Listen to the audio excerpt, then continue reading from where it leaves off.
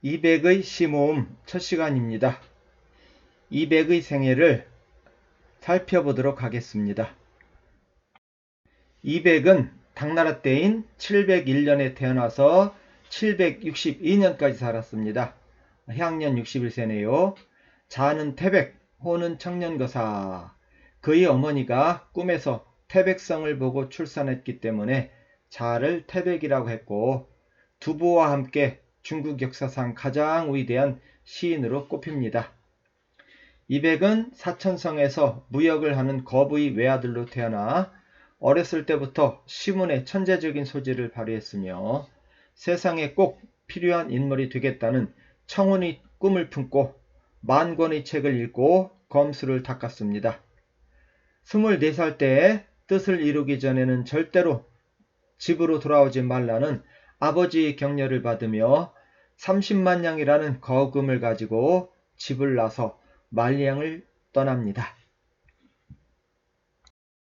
24살에 부모님의 격려를 받으며 대장부의 뜻을 펴고자 말리행을 떠났는데 부모님이 살아계실 때 뜻을 이루지 못해 고향으로 돌아가지 못했고 한 번의 하직이 부모님과의 영원한 이별이 되었습니다.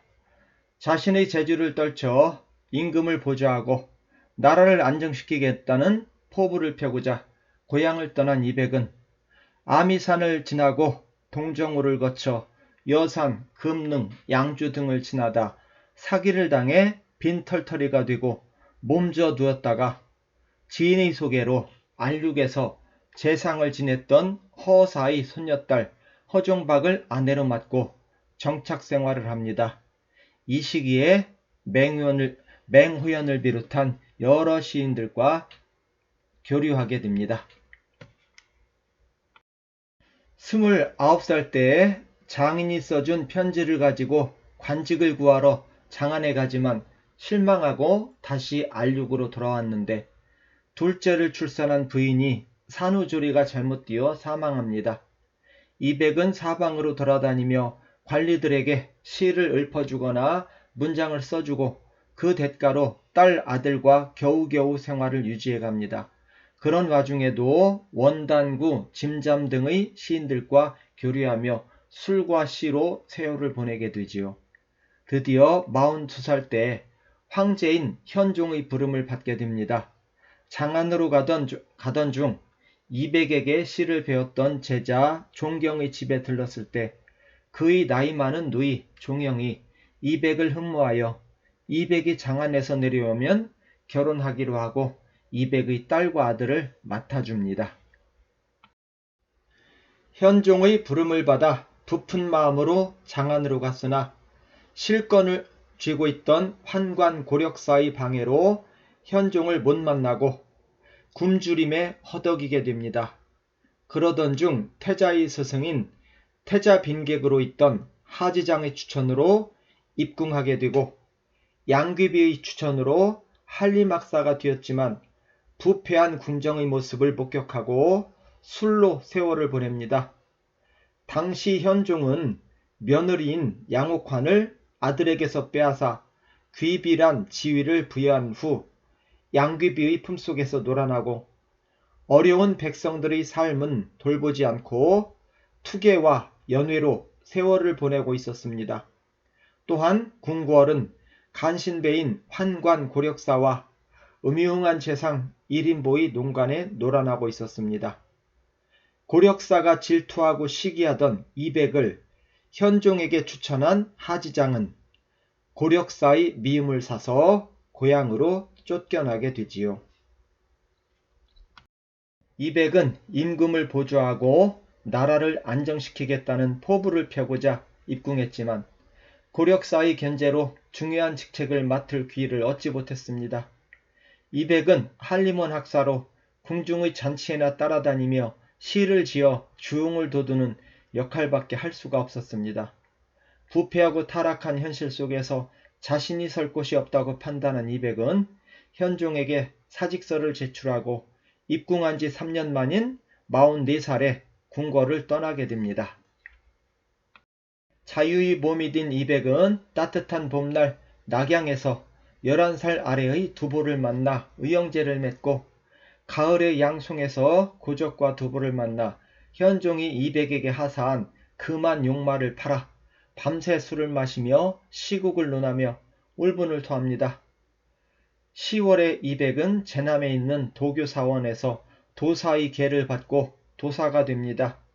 인간의 번뇌와 고통을 모두 잊고 인간 밖에서 초탈하여 조용히 살고자 했지요.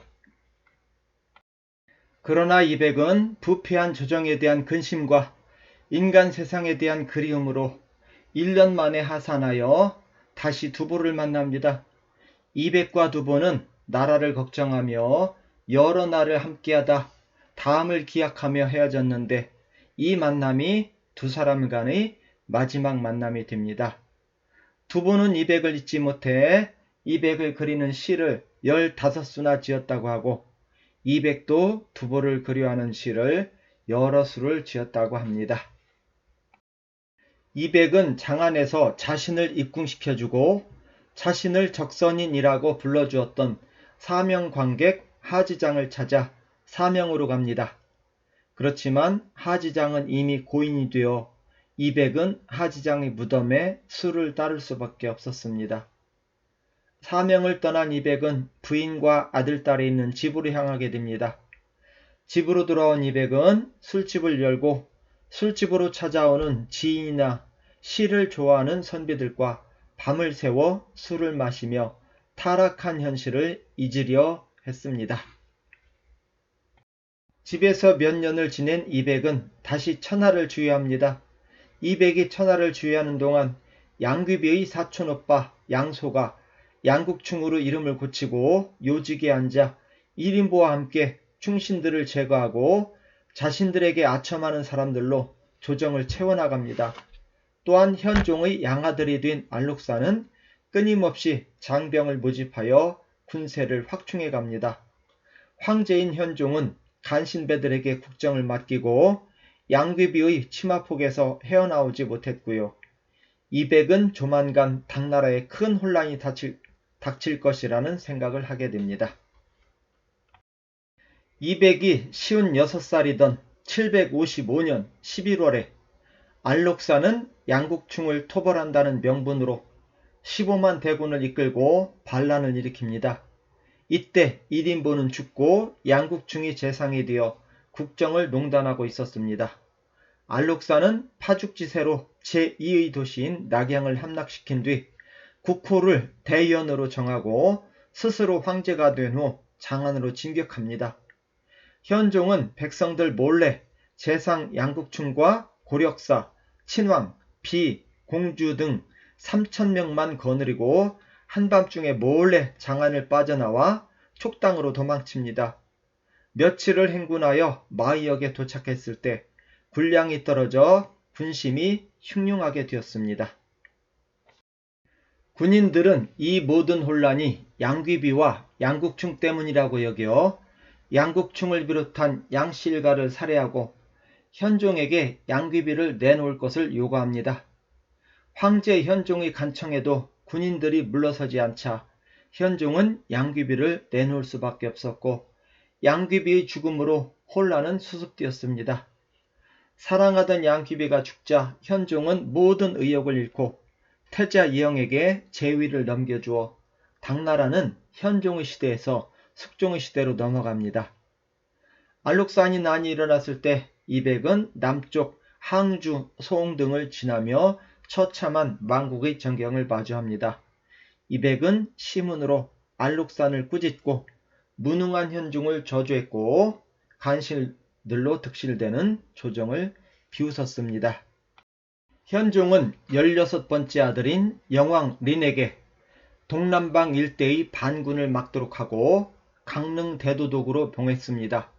영왕은 현종의 명에 따라 동쪽으로 가면서 수만 명의 병사들을 모집했습니다. 이때 태자 이영은 숙종으로 즉위했는데 동생 영왕의 세력이 커가는 것을 두려워하여 자신이 있는 촉으로 불렀지만 영왕은 계속 동쪽으로 나아갔습니다. 숙종은 영왕이 안록산과 싸우러 가는 것이 아니라 반란을 귀하고 있다고 생각하고 영왕을 토벌할 계획을 세웠습니다. 이런 상황에서 영왕은 이백을 자신의 진영으로 불러들였고 나라를 걱정하던 이백은 영왕을 도와 알록산을 토벌하는 일정에 합류합니다. 영왕의 군대는 금능에 도착하자마자 매복해 있던 숙종의 군대에 의해 공격을 당해 영왕은 사망하고 이백은 포로로 잡힙니다. 이백은 심양의 감옥에 갇히게 되었는데 감옥 생활 1년이 지난 봄날에 족쇄를 찬 채 58살의 나이로 남쪽의 야량으로 귀향을 가게 됩니다. 5월에는 강화에, 8월에는 면주에, 9월에는 강릉에 도착한 후 가을에 삼엽을 지나고 이듬해 초봄에 백제성에 도착합니다.